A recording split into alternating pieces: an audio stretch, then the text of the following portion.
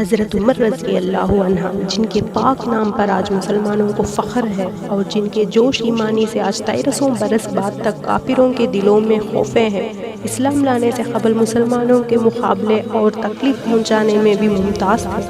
نبی اکرم محمد صلی اللہ علیہ وسلم کے قتل کے در پہ رہتے تھے۔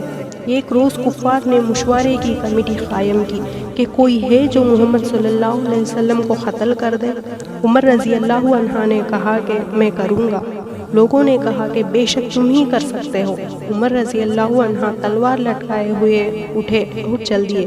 اسی فکر میں جا رہے تھے کہ ایک صاحب قبیلے زہرہ کے، جن کے نام حضرت سعد بن ابی وقاص رضی اللہ عنہ ہے اور بعضوں نے اور صاحب ہیں، ملے۔ انہوں نے پوچھا کہ عمر رضی اللہ عنہ کہاں جا رہے ہو؟ کہنے لگے کہ محمد صلی اللہ علیہ وسلم کے قتل کی فکر میں ہوں۔ نعوذ باللہ۔ سعد نے کہا کہ بنو ہاشم اور بنو زہرہ اور بنو عبد مناف سے کیسی ممتعین ہو گئے، وہ تم کو بدلے میں قتل کر دیں گے۔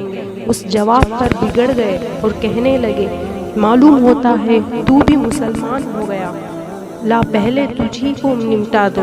یہ کہہ کر تلوار سونپ لی اور حضرت سعد رضی اللہ عنہ بھی یہ کہہ کر کہ ہاں میں مسلمان ہو گیا ہوں، تلوار سنبھالی۔ دونوں طرف سے تلوار چلنے کو تھی کہ حضرت سعد رضی اللہ عنہ نے کہا کہ پہلے اپنے گھر کی تو خبر لے، تیری بہن اور بہنوئی دونوں مسلمان ہو چکے ہیں۔ یہ سنا تھا کہ غصے سے بھر گئے اور سیدھے بہن کے گھر گئے۔ وہاں حضرت خباب رضی اللہ عنہ خیوت بند کیے ہوئے ان دونوں میاں بیوی کو قرآن شریف پڑھا رہے تھے۔ حضرت عمر رضی اللہ عنہ نے خیوت کھلوایا۔ ان کی آواز سے حضرت خباب رضی اللہ عنہ تو جلدی سے اندر چھپ گئے اور وہ صحیفہ بھی جلدی میں باہر ہی رہ گیا جس پر آیت قرآنی لکھی تھی۔ ہمشیرہ نے خیوت کھولے۔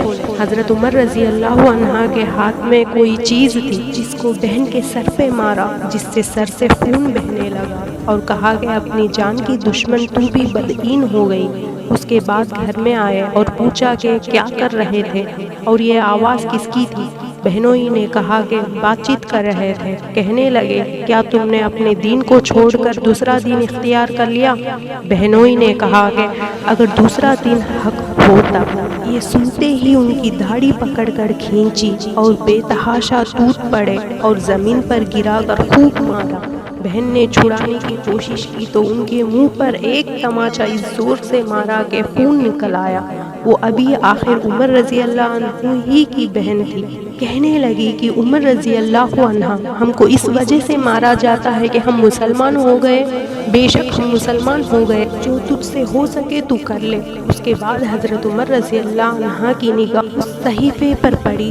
حضرت خباب رضی اللہ عنہ جو جلدی میں اندر چھپتے وقت باہر رہ گیا تھا اور غصے کے جوش بھی اس مار پیٹ سے کم ہو گیا تھا اور بہن کے اس طرح خون میں بہر جانے سے شرم بھی آ رہی تھی۔ کہنے لگے کہ اچھا مجھے دکھلاؤ یہ کیا ہے؟ بہن نے کہا کہ تو ناپاک ہے، اس کو ناپاک ہاتھ نہیں لگا سکتے۔ ہر چند اصرار کیا مگر وہ بے وضو اور غسل کے دینے کو تیار نہ ہوئی۔ حضرت عمر رضی اللہ عنہ نے غسل کیا اور اس کو لے کر پڑھا۔ اس میں سورہ طٰہٰ لکھی ہوئی تھی۔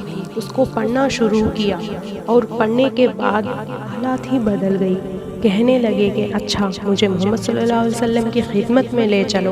یہ الفاظ سن کر حضرت خباب رضی اللہ عنہ اندر سے نکلے اور کہا کہ اے عمر رضی اللہ عنہ، تمہیں خوشخبری دیتا ہوں کہ کل شب پنجہ شنبہ میں حضور اقدس محمد صلی اللہ علیہ وسلم نے دعا مانگی تھی کہ یا اللہ، عمر رضی اللہ عنہ اور ابو جہل میں جو تجھے زیادہ پسند ہو اسے اسلام کو قوت عطا فرما۔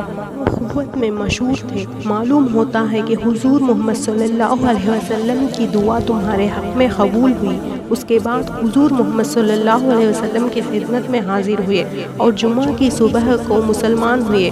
خاص ان کا مسلمان ہونا تھا کہ کفار کے حوصلے پست ہونا شروع ہو گئے، مگر پھر بھی یہ نہایت مختصر جماعت تھی اور سارا مکہ بلکہ سارا عرب، اس لیے اور بھی جوش پیدا ہوا اور جلسے کر کے مشورہ کر کے ان حضرت کو ناپید کرنے کی کوشش ہوتی تھی اور طرح طرح کی تدبیریں کی جاتی تھی۔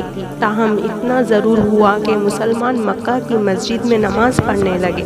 حضرت عبداللہ بن مسعود رضی اللہ عنہ فرماتے ہیں کہ عمر رضی اللہ عنہ کا اسلام لانا مسلمان کی فتح تھی، اور ان کی ہجرت مسلمانوں کی مدد تھی، اور ان کی خلافت رحمت تھی۔